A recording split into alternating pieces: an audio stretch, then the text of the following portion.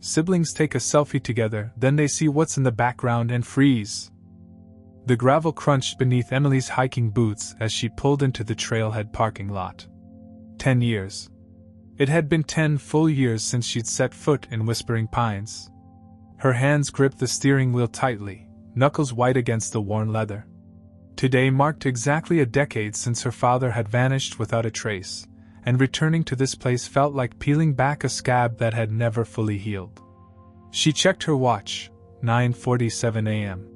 Jake was late, as usual. Her younger brother had always operated on his own schedule, one of the many small irritations that had grown into chasms between them after their family shattered. The estrangement hadn't happened overnight. It built slowly through missed calls, hollow holiday gatherings, and eventually, complete silence. Emily jumped at the sound of knuckles rapping against her window. There he was, taller than she remembered, his once boyish face now sporting a neatly trimmed beard. But his eyes remained the same, Dad's eyes, curious and full of mischief. She rolled down the window instead of getting out. "You're late," she said, the words coming out harsher than intended. Jake's smile faltered. "Nice to see you too, Em." She sighed, stopping the engine. "Sorry. It's just being back here." "I know." His voice softened. "Thanks for coming. I wasn't sure you would." The air between them hung heavy with unspoken grievances and shared pain as they gathered their backpacks from Emily's trunk. 10 years of separate lives, separate grief, separate theories about what had happened to Richard Calloway on that autumn morning when he'd set out for a routine hike and never returned home. "Mom should be here," Emily said as they approached the trailhead sign. Jake shook his head. "She couldn't. You know that." Their mother had remarried 3 years after the investigation went cold, moving to Arizona with her new husband. Some people called it moving on. Emily had always seen it as running away. She could have tried. Emily muttered, adjusting her backpack straps. The Raven's Peak Trail stretched before them, a familiar path winding through towering pines and rocky outcroppings. Their father had brought them here countless times throughout their childhood, teaching them to identify bird calls and track animal prints. Emily could almost hear his voice. "Look at the way the moss grows on the north side of the trees, Emmy. Nature always gives you a map if you know how to read it. Remember how Dad used to quiz us on tree species?" Jake said, as if reading her thoughts. Emily nodded, a reluctant smile tugging at her lips. "And you'd always mix up your maples and oaks just to annoy him. He knew I was faking.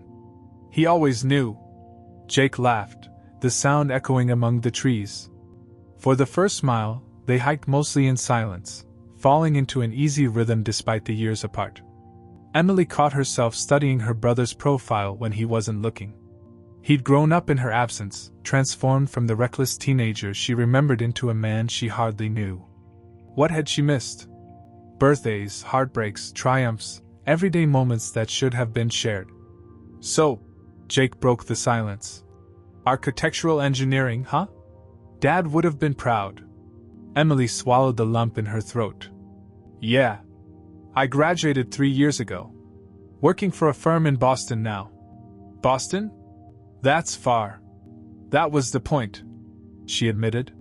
Jake nodded, understanding. "I stayed close. Community college, then the local paper. Small-time stuff, but I like it." "You always wanted to be a journalist," Emily remembered.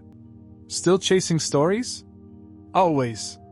There was something in his tone, a hesitation, a weight to the word that made Emily glance at him sharply. "Jake, this isn't—" "No," he cut her off. "It's not about a story. It's about Dad. It's about us. I wouldn't do that to you." They fell silent again as the trail steepened. Emily's calves burned with the familiar ache of climbing, but she welcomed the discomfort. Physical pain was straightforward, honest, unlike the complicated tangle of emotions this reunion had stirred up. By noon, they'd reached Falcon's View, the rocky overlook that had been their father's favorite spot. The valley sprawled below them, a patchwork of dense forest, small clearings, and the silver ribbon of the Whispering River winding its way toward town. "He'd always bring his thermos of terrible coffee up here," Jake said, settling on a flat boulder. Remember how he'd say, "The worse the coffee, the better the view tastes." They finished in unison, then looked at each other in surprise before breaking into laughter. Emily joined him on the rock, unpacking sandwiches she'd made that morning. "Peanut butter and honey," she said, offering one to Jake. "Your favorite." "You remembered." He accepted it with a genuine smile that made him look 16 again. As they ate, the invisible walls between them began to lower slightly.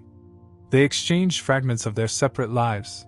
Emily's apartment with the leaky faucet she couldn't fix despite her engineering degree.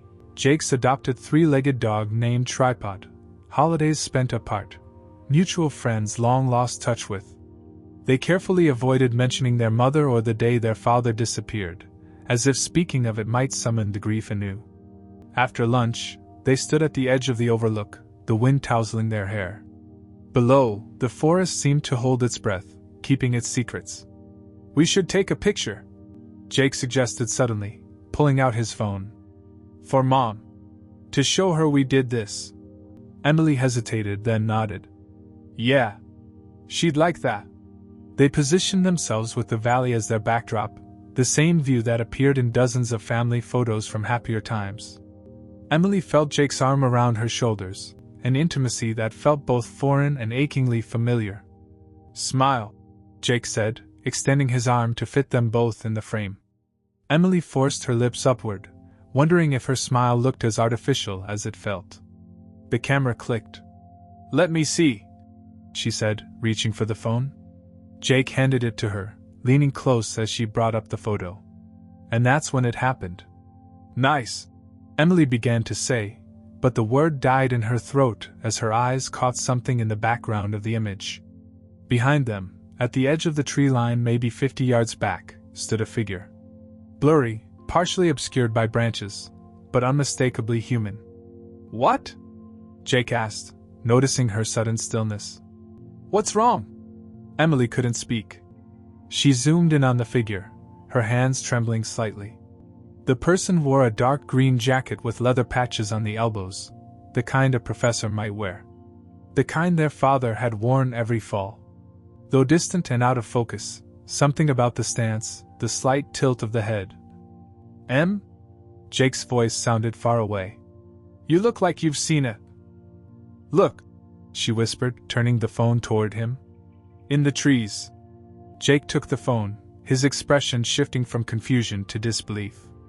That can't be. It's just someone else hiking," Emily said quickly, the rational part of her brain scrambling for explanations. "It's a popular trail." But Jake wasn't listening. He zoomed in further, manipulating the image with his fingers, focusing on the figure's hand, which was resting against a tree trunk. "Em," he breathed, his voice cracking. "Look at the hand. The ring." Emily leaned in, squinting at the pixelated image. The figure's left hand bore what appeared to be a gold band. And something else, a mark across the back of the hand, lighter than the surrounding skin. "The scar," Jake whispered. "From when he cut himself building our tree house. Remember?" Emily felt the world tilt beneath her. Her father's wedding ring, never found after his disappearance. The distinctive scar tissue from an accident that had required 27 stitches. Details too specific, too personal to be coincidence. "It's not possible," she said, but the conviction in her voice was gone. Jake was already scanning the tree line, shielding his eyes against the sun. "We've been sitting here for over an hour. If someone was watching us..." Emily's skin prickled with goosebumps despite the warm day. "Jake, stop. It's been 10 years. He's gone. This is just our minds playing tricks." But even as she spoke, she found herself searching the forest's edge, holding her breath at every movement of branches in the wind. The photo had awakened something she'd spent years burying, hope, terrible and wonderful and dangerous. Jake turned to her, his eyes wild with a mixture of fear and excitement. "What if he's not gone, Em? What if he's been here all along?" The question hung between them, impossible and inevitable. In that moment, standing on their father's favorite overlook with a ghost captured in pixels on Jake's phone, The decade they'd spent apart collapsed into nothing. They were just two children again, lost in the woods, searching for the man who'd taught them how to find their way home. "We need to go back to town," Emily said finally, her voice steadier than she felt. She took one last look at the forest below, wondering what other secrets it kept hidden among the trees. "We need answers." Jake nodded, slipping the phone into his pocket like it contained something precious and fragile. As they gathered their belongings in silence, Emily knew their planned day of reconciliation and remembrance had transformed into something else entirely. Something that felt dangerously like the beginning of a mystery she wasn't sure she wanted to solve. But as they started back down the trail, she couldn't shake the feeling of eyes watching them from the shadows of the forest. Patient eyes that had been waiting a very long time for this day to come. Main Street looked like a postcard frozen in time. The same faded storefronts, the same courthouse with its peeling white paint, the same diner where their father had taken them for Saturday morning pancakes. But as Emily and Jake walked down the sidewalk, a subtle change in atmosphere became apparent. Conversations hushed as they passed, curious eyes followed their movements, and former neighbors suddenly found their shoes fascinating. "They're acting like we're ghosts," Emily muttered, nodding stiffly at Mrs. Henderson, who taught them both 4th grade. The woman barely acknowledged them before hurrying across the street. "Worse," Jake replied. "They're acting like we're carrying something contagious." They stopped outside Henderson's Hardware, owned by their godfather Frank, Dad's best friend since high school. The "Open" sign hung in the window, but when they tried the door, it was locked. Through the glass, they could see Frank behind the counter, deliberately avoiding their gaze. Jake knocked. "Frank! It's us!" After a moment's hesitation, Frank approached, his weathered face unreadable as he unlocked the door. "Kids," he said flatly. "Didn't know you were in town. Can we talk?" Emily asked as they stepped inside.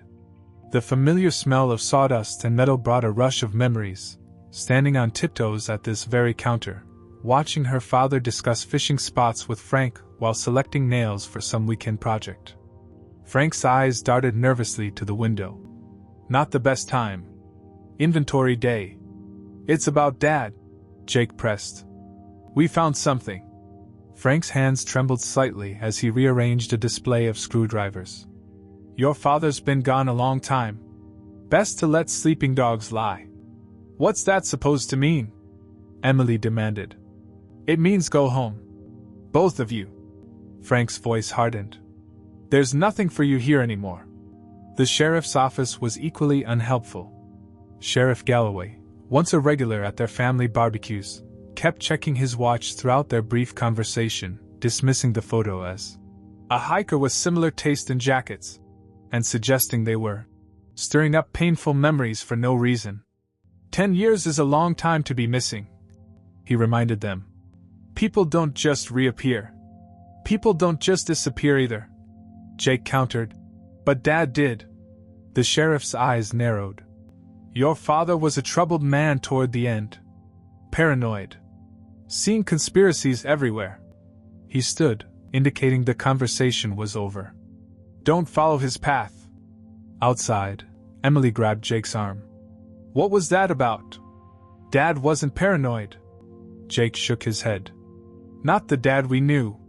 Their childhood home stood at the end of Maple Street, a Victorian two-story that had once been painted cheerful yellow. Now it sat abandoned, the paint gray and peeling, the garden overtaken by weeds. After their mother moved away, she tried selling it, but no one in Whispering Pines seemed interested in the disappearance house. They entered through the back door. Jake knew where Mom had always hidden the spare key. Inside, dust sheets covered the furniture, and the air smelled stale and forgotten. Emily wandered into the living room while Jake headed for their father's study. "Emily! Come look at this!" She found Jake kneeling beside their father's old oak desk, his fingers working along a seam in the wood that she'd never noticed before. With a soft click, a hidden panel swung open, revealing a shallow compartment. "How did you know?" she asked, kneeling beside him. "I didn't. I just..." He shrugged. "Felt around where I would hide something." Inside lay a leather-bound journal, yellowed newspaper clippings, and a folded map marked with red XS in the densely forested area north of town. Property that had once belonged to Northern Timber, the logging company that had employed half the town before shutting down. Jake opened the journal, revealing pages filled with their father's distinctive handwriting, tight, precise letters that slanted slightly left. "Listen to this. Meeting with JD confirmed my suspicions. The land surveys were falsified. If these documents are authentic, the entire deal was fraudulent from the start." Emily flipped through the newspaper clippings. Articles about Northern Timber's land sale to a development company, township rezoning applications, environmental impact statements. Her father had circled figures, names, dates, connecting them with penciled lines and question marks. A sound from upstairs made them both freeze. "Probably just the house settling," Jake whispered, but they both knew old houses made different noises. Emily's phone chimed, an alert from her voicemail app. "That's weird," she murmured. "It says I have a saved message from 10 years ago." They listened together, huddled in the dusty study, as their father's voice emerged from the phone's speaker, tense and hurried. "Emily, it's Dad. They're watching the house. If anything happens to me, protect your mother and stay out of it. I love you both. Tell Jake." The message cut off abruptly. Emily stared at the phone. "I never got this call. Someone didn't want you to," Jake said grimly, gathering the journal and map. "We need to see what's at these marked locations." As they left the house, neither noticed the black SUV parked down the street, or the man inside taking photographs of them through a telephoto lens. "We shouldn't be here," Emily whispered as they crossed the rusted chain marking the boundary of the old Northern Timber property. Faded, and "No trespassing" signs hung at intervals along the perimeter, riddled with bullet holes from years of target practice by local teenagers. Jake consulted their father's map, holding it alongside his phone's GPS. "The first X is about 2 miles in. Dad marked it as primary site." The forest here felt different from the familiar trails they'd hiked that morning, darker, the trees growing closer together, branches intertwining overhead to block much of the sunlight. The air smelled of pine and something else, decay, perhaps, or secrets long buried. "Did Dad ever talk to you about his work with Northern Timber?" Emily asked, ducking under a low-hanging branch. Jake shook his head. "Just that he was their environmental compliance officer. Made sure they followed regulations." He paused, checking the map again. "But those newspaper clippings suggest he found something they wanted to hide." The trail narrowed, then disappeared entirely. They navigated by GPS and instinct, pushing through dense underbrush that seemed determined to keep them out. Emily's arms accumulated scratches from thorny bushes, and Jake nearly twisted his ankle in a hidden hole. "Wait," Jake said suddenly, grabbing Emily's arm. "Look!" Through a gap in the trees, a small clearing appeared. At its center stood what could only be described as a makeshift cabin, walls cobbled together from mismatched lumber, a corrugated metal roof, and a crooked chimney pipe. It looked like something built by someone with skill but limited resources, someone trying to remain unseen. They approached cautiously. The door's padlock had been recently oiled, leaving a small dark stain on the weathered wood beneath it. "Stand back," Jake said, picking up a heavy rock. 3 solid blows shattered the hasp, and the lock fell to the ground. Inside, the single room was sparse but livable. A cot with rumpled blankets occupied one corner. A camp stove sat on a rough-hewn table, alongside a kerosene lamp and a stack of dog-eared paperbacks. A pair of boots, worn leather hiking boots in a familiar size 11, stood by the door. "These are Dad's," Emily whispered, touching the boots reverently. "Mom looked everywhere for his spare pair after he disappeared." Jake nodded, examining the food supplies on a shelf: canned beans, coffee, instant noodles. "None of this is old, Em. The expiration dates are recent. Someone's been living here." Emily opened a footlocker at the end of the cot and gasped. Inside lay neatly folded clothes, including a dark green jacket with leather elbow patches, identical to the one in their photo.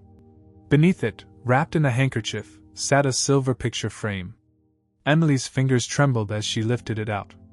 The photos showed the four of them, Mom, Dad, Emily, and Jake, standing on their back porch, squinting into the sun. The summer before he vanished. "He's been here all along," Emily whispered, clutching the frame. "All these years." Jake examined a wall where topographical maps had been pinned, overlaid with transparent sheets marking what appeared to be water testing sites. Handwritten notes documented pH levels, chemical concentrations, and dates spanning the past decade. "Whatever he discovered, he never stopped investigating it," Jake said. "But why not come home? Why let us believe he was finished?" As the sun began to set, they debated their next move. Emily wanted to wait at the cabin, hoping its occupant would return. Jake argued for setting up surveillance from a distance. They compromised, hiding a small camera Jake had brought, old journalistic habits, with a view of the entrance, then retreating to a wooded ridge overlooking the clearing. Hours passed. The forest grew dark and unfamiliar sounds emerged, owls hooting, small creatures rustling in the underbrush, branches creaking in the light wind. Emily dozed against a tree trunk while Jake kept watch, his eyes never leaving the cabin's door. He hissed, shaking her awake. "Someone's coming." A beam of light bobbed through the trees, a flashlight, moving with purpose toward the cabin. The figure holding it limped slightly, favoring the right leg. Emily held her breath as the person reached the clearing. Even in the dim moonlight, the man's build and gait were unmistakable. He paused at the broken lock, then glanced around warily before pushing the door open and disappearing inside. "It's him," Jake whispered. "It has to be." Emily was already moving, scrambling down the ridge toward the cabin, rational thought overwhelmed by a decade of grief and questions. Jake cursed under his breath and followed. They were halfway across the clearing when the cabin door burst open. The man emerged, now wearing a black ski mask and holding what looked like a hunting rifle. "Stay back!" The voice was rough from disuse but achingly familiar. "Dad?" Emily called, her voice breaking. "It's us." The masked figure froze, then raised the rifle higher. "I told you to stay out of it," he growled. "They'll finish you both." Before either could respond, a twig snapped in the forest behind them. The man swung his rifle toward the sound, fired a warning shot into the air, then rushed at them. "Run!" he shouted, pushing them roughly toward the trees. "They found you! Run!" Emily stumbled backward, but Jake stood his ground. "We're not leaving without you." The masked man hesitated just long enough for the moonlight to catch his eyes through the mask's holes, eyes identical to Jake's. Then he shoved them again. "Go! I'll find you. The motel at the highway junction. Room 217. They ran, crashing through underbrush, pursued by the sounds of multiple people moving through the woods behind them. A shot rang out, then another. When they finally reached their car, gasping and scratched, Jake's hands shook so badly he dropped the keys twice before starting the engine. As they sped away, Emily clutched the small camera they'd retrieved. "Please tell me you got his face," she whispered. Jake nodded grimly. "Before he put on the mask. It's him, Em. It's really him." Dawn broke over the Mountain View Motel, a single-story relic from the 1970s that had seen better days. Emily paced the cramped confines of room 217, while Jake sat cross-legged on one of the twin beds, reviewing the camera footage on his laptop. "What if he doesn't come?" Emily asked, checking her watch for the 5th time in as many minutes. "He'll come," Jake assured her, though uncertainty tinged his voice. He turned the laptop so Emily could see the screen. "Look at this frame. It's definitely Dad." The image showed their father's face in perfect clarity, older, weathered by time and hardship, a jagged scar now running from his left temple to his jawline, but unmistakably Richard Calloway. A sharp knock at the door made them both jump. Emily peered through the peephole, then stumbled back in shock. "It's Uncle Pete." Their father's brother stood in the doorway, his posture rigid with tension. Once nearly identical to their father, Peter Calloway now looked a decade older than his years, his hair completely gray, deep lines etched around his mouth. "I figured you'd be here," he said without preamble, stepping into the room and locking the door behind him. I saw your car at the trailhead yesterday. Word travels fast in this town. Where's Dad? Jake demanded, moving protectively toward Emily. Pete's eyes flicked to the laptop screen. So you know. He sank heavily onto the edge of the bed. Richard sent me. It's not safe for him to come here. Safe from who? Emily asked, anger rising in her voice. What the hell is going on? He's been alive all this time, letting us think he was finished. He didn't have a choice, Pete said quietly. Either he disappeared, or all of you would have been in danger. The story came out in halting fragments, their uncle's voice sometimes dropping to a whisper as if he feared being overheard even now. 10 years ago, their father had been reviewing environmental impact studies for Northern Timber's proposed sale of 5,000 acres to Meridian Development. The paperwork looked clean, but Richard noticed discrepancies in the water testing data. Pete explained. He hiked out to collect his own samples, found dangerously high levels of chromium and arsenic, byproducts of the chemical treatment processes they'd been using illegally for years. What their father discovered was bigger than just environmental negligence. The contamination had been deliberately covered up by Northern Timber executives working in concert with town officials, including Sheriff Galloway and Mayor Wilson, all of whom stood to profit enormously from the land's sale. When Richard threatened to take his findings to the state environmental agency, they came after him. Pete continued. First with bribes, then with threats against your mother, against you kids. Jake's hands clenched into fists. So he ran. Pete nodded. He faked his disappearance, made it look like he'd gotten lost hiking. The plan was for him to lie low for a few weeks, then bring in state investigators once you were all safely out of town. He rubbed his face wearily. But they were watching your mother too closely. She couldn't leave without raising suspicion. Mom knew? Emily's voice cracked. All this time? Not at first, Pete admitted. They told her Richard had encountered trouble with gambling debts, that he'd embezzled company funds and fled to avoid prosecution. They offered her money, hush money disguised as a company survivor's benefit, and made it clear that if she caused trouble, they'd come after you kids. She took it, Jake said flatly, understanding dawning on his face. That's how she afforded to move away, to start over. She protected you the only way she knew how, Pete defended. By the time I got her alone, told her the truth, you were both in college, building your own lives. She thought it was better to let you move on than to drag you back into danger. Emily pressed her hands against her temples, trying to process this betrayal within betrayal. So Dad's been living in that cabin for 10 years? Watching us from a distance? Pete shook his head. Not at first. He went to Seattle, worked construction under a false name, saved money. When Northern Timber shut down 3 years ago, he thought it might be safe to come back, to start gathering evidence again. The maps in the cabin, Jake murmured. He's been documenting the contamination spread. The development project stalled after the recession, but it's back on now, Pete explained. Meridian is moving forward with groundbreaking next month. If they start digging, they'll disturb the contaminated soil, potentially poisoning the town's entire water supply. And no one knows? Emily asked incredulously. Some suspect. Most don't want to know. The development means jobs, tourism, money. After years of economic decline, people choose not to question good news. A text message buzzed on Pete's phone. He checked it, his expression grim. They know you retrieved something from your father's house.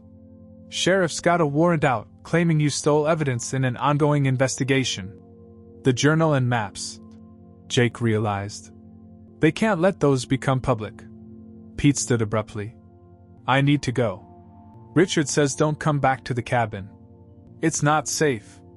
He'll contact you tomorrow with a new meeting place. He hesitated at the door. He never stopped loving you both. Remember that. After he left, Emily and Jake sat in stunned silence, the weight of truth pressing down on them. Our entire lives, Emily finally whispered. Everything we believed about what happened to this family, it was all a lie. Jake closed his laptop with a decisive click. No. The love was real. Dad's choice to protect us was real. His eyes met hers, filled with the same determination she remembered from their father. And now we're going to help him finish what he started. This is self-destruction, Emily hissed as they crouched behind a dumpster outside the Whispering Pines Gazette office. The small newspaper occupied a narrow storefront between the pharmacy and a craft shop, its windows dark at 2 a.m. "Shelley Ryan owes me," Jake whispered, jimmying the back door with surprising skill. "She was my mentor when I interned here in college. I doubt that extends to breaking and entering," Emily muttered, but followed him inside. Jake moved confidently through the darkened office to a corner desk. "Shelley's still old school. Believes in protecting sources and exposing corruption." He powered up the computer. "And she's the only reporter in 3 counties not on the town payroll." While Jake drafted an article detailing their father's findings, complete with scanned images from the journal and water testing data, Emily prepared a comprehensive digital package. She organized the evidence chronologically: the original contamination discovery, the falsified environmental reports, the land deal documents showing how town officials had invested in shell companies poised to profit from the development. "We need more than just the data," Emily said. "We need Dad's testimony." Jake nodded grimly. "That's the dangerous part." At dawn, they met their father at an abandoned fire lookout tower deep in the national forest. Richard Calloway embraced his children for the first time in a decade, his body thinner than they remembered, his hands callous from years of manual labor. "I never thought I'd hold you again," he said, his voice breaking. The reunion was bittersweet and brief. As Emily set up her laptop's camera, Richard recorded his testimony, methodically detailing names, dates, and specifics of the conspiracy that had cost him his family and nearly his life. "I have one condition," Richard said when they finished. "You two leave town before this goes public. Go back to your lives." "Not without you," Jake insisted. "I'll follow when it's safe," Richard promised, though something in his eyes made Emily doubt him. They parted with a plan in place. The siblings would deliver the final evidence package to Shelley Ryan, then drive to a hotel in the next county to wait out the initial fallout. But as they approached the Gazette office, Sheriff Galloway's cruiser sat parked outside, along with a black SUV they recognized from their tale the previous day. "They're watching Shelley," Jake realized. "They must know we contacted her." Emily's mind raced. "We need another way to get this out, multiple channels they can't all control." Jake's face lit up. "I still have access to the Gazette's content management system and their social media accounts." From the motel's spotty Wi-Fi, they uploaded their father's testimony video to 3 different platforms. Jake remotely published a special edition of the Gazette's online newspaper with their full investigation. Emily coordinated with environmental activists she'd found through research, who agreed to simultaneously share the story across their networks. Within hours, their phones exploded with notifications. The story was spreading faster than the town officials could contain it. Regional news outlets picked it up, followed by state media. By evening, a reporter from the Associated Press was requesting an interview. Then came the hammer blow. The state attorney general's office announced they were dispatching investigators to Whispering Pines to secure evidence and interview witnesses. "It's working," Emily breathed, watching live coverage of state police vehicles entering town limits. The next 12 hours passed in a blur of anxious waiting. Reports filtered in of Sheriff Galloway attempting to destroy records at the town hall before being stopped by state troopers. Mayor Wilson suffered a medical emergency when reporters confronted him at his home. The CEO of Meridian Development issued a hasty statement claiming they had been misled about environmental conditions and were reevaluating the project. Just after midnight, Uncle Pete called. "They've arrested Galloway and 3 town council members," he reported. "The mayor's under guard at the hospital. The state environmental protection team is securing the northern timber site." "And Dad?" Jake asked urgently. A pause. "He turned himself into the state police. Said he wanted everything on record properly documented." Pete's voice softened. He's being treated as a whistleblower, not a suspect. They've promised immunity in exchange for his full cooperation. Emily collapsed onto the bed, tears of relief streaming down her face. A decade of lies, fear, and separation was finally ending. The next morning, they drove back to Whispering Pines. The town had transformed overnight. News vans crowded the square, state officials in various uniforms moved purposefully between buildings, and shell-shocked residents gathered in small clusters, processing the revelations about their community leaders. At the police station, a state trooper escorted them to a small conference room where their father waited, looking simultaneously exhausted and unburdened. "It's over," he told them, gripping their hands across the table. "The Attorney General says they have enough to prosecute everyone involved." He smiled faintly. "Turns out I wasn't the only one keeping records all these years. Just the only one brave enough, or foolish enough, to go public." As they left the station, reporters surged forward, cameras flashing, questions overlapping into unintelligible noise. Emily felt her father stiffen beside her, and used to crowds after years of solitude. Jake stepped forward protectively. "My father has given his statement to the proper authorities.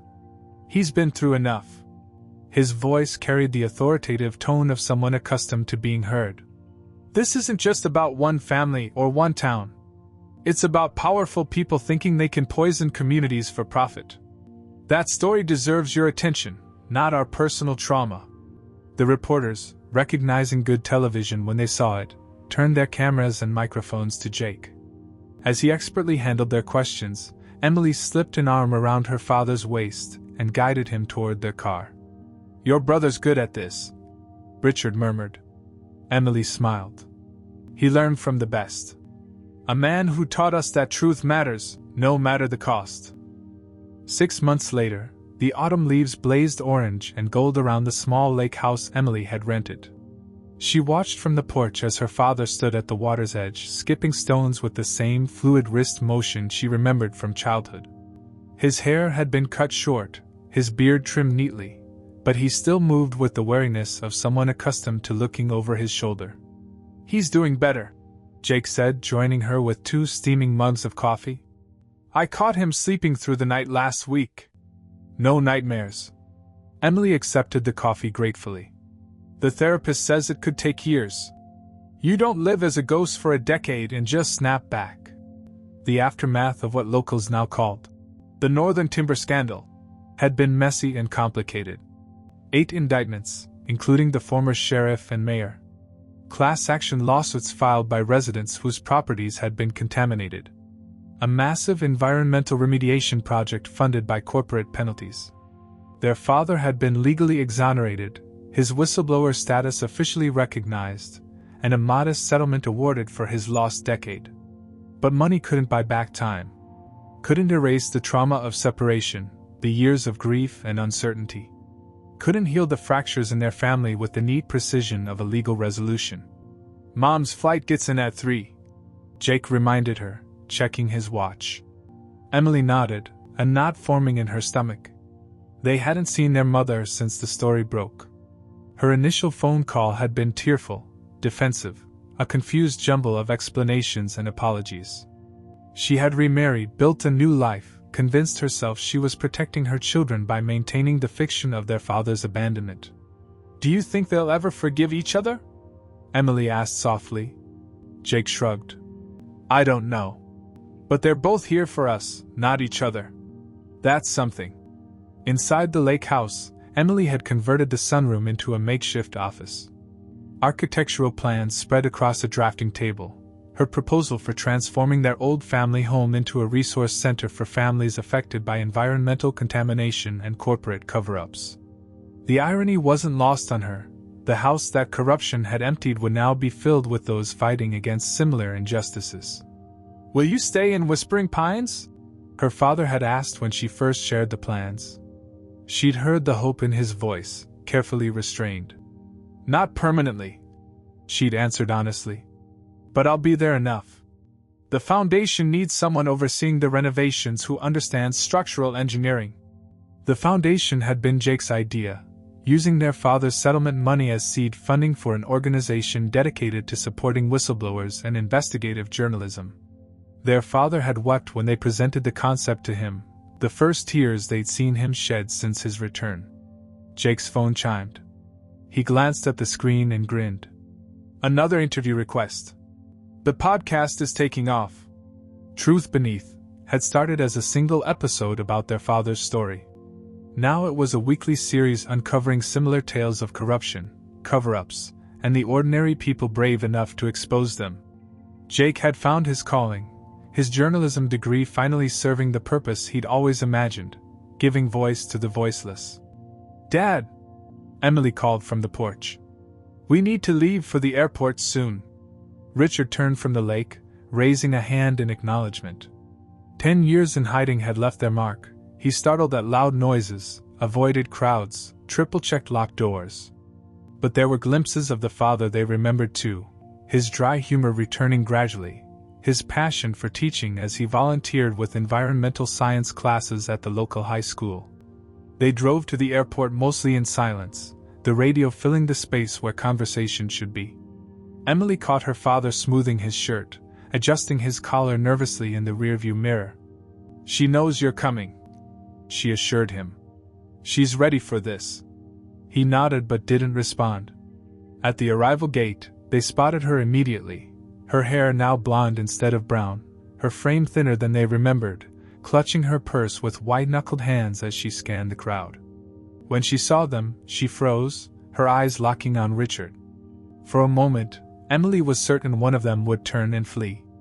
Then her mother moved forward, hesitant steps becoming more determined until she stood before them. Patricia, Richard said softly, her name carrying a decade of loss. Rich, she replied, her voice breaking. Not an embrace, not yet, but acknowledgement. A beginning. That evening, the four of them gathered on the porch as the sun set over the lake. The conversation was awkward, punctuated by long silences and careful navigation around painful topics. But they were there, together, the impossible made possible. After dinner, Jake suggested a walk along the shore. Bring your phone, he told Emily with a meaningful look. For pictures. As twilight painted the sky in watercolor hues, they stood at the edge of the dock, father, mother, daughter, son, their shadows long against the weathered wood. We should take a photo, Jake suggested, an echo of that day on the mountain that had started everything. All of us together. Emily positioned her phone, setting the timer before joining the others. Her father's arm came around her shoulders, tentative but present. Her mother stood beside Jake, a careful space between her and Richard that spoke volumes about wounds still healing. The camera clicked, capturing the moment, not a perfect family reunited, but four people finding their way back to each other, irrevocably changed by truth and time and choices made in the name of love and fear. Later, Emily studied the photo, focusing not on what was in the background, but what was clearly visible: her father's gentle smile, Jake's confident stance, her mother's uncertain but hopeful expression, and her own face, no longer haunted by unanswered questions. Some mysteries were never meant to be solved. But some truths, no matter how painful, were worth fighting for. This hard-won moment, imperfect but real, was proof of that. Send me a copy, her father said quietly, peering over her shoulder at the image. Emily nodded, pressing the share button. No more secrets, she said. No more secrets. He agreed, and for the first time in a very long time, Emily believed it was true.